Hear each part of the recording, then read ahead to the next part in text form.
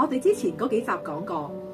DHT 呢一種雄性嘅荷爾蒙攻擊我哋嘅毛囊嘅時候，會令到我哋嘅毛囊萎縮，繼而死亡。而死亡咗嘅毛囊咧係不能再復原嘅。如果唔想因為雄性荷爾蒙而令到我哋嘅毛囊咧係死亡嘅話，我哋唯一可以做嘅咧就係預防。但係好多人佢哋唔識得預防，最終咧變咗禿頭。咁唯一可以救到佢嘅方法就只有植髮啦。我哋個頭咧係分咗唔同嘅部位，通常 DHT 係會攻擊男士嘅頭頂啦同埋前額，因為呢兩個部位咧存在有對 DHT 敏感嘅毛囊。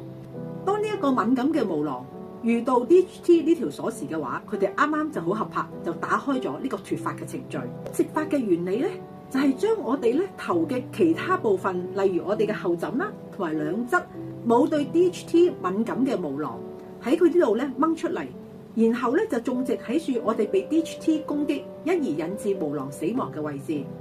咁你就會問啦，我哋將呢個咧冇敏感性嘅毛囊種植翻喺處呢個有敏感性毛囊嘅位置，咁我植完髮之後咪又一樣會再甩頭髮咯？我植髮嚟做咩咧？咁咪即係浪費金錢？到底個原理係咪咁嘅咧？其實個原理咧就真係唔係咁嘅。當我哋將冇敏感性嘅毛囊移植到咧已經死亡咗嘅毛囊嘅位置，咁咧呢個冇敏感性嘅毛囊咧種植咗喺處呢個位置嘅時候咧，其實咧佢會保留翻佢冇敏感性嘅基因，佢就會喺處呢一個曾經有個敏感性毛囊嘅位置咧會繼續生長。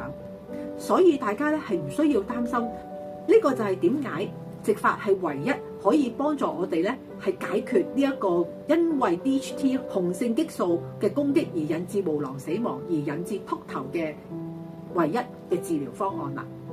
咁但係當然啦，如果你由30幾歲開始就用咗我哋之前幾集所講嘅方法去預防雄性激素引致嘅禿頭，咁你就唔需要植髮啦，係咪？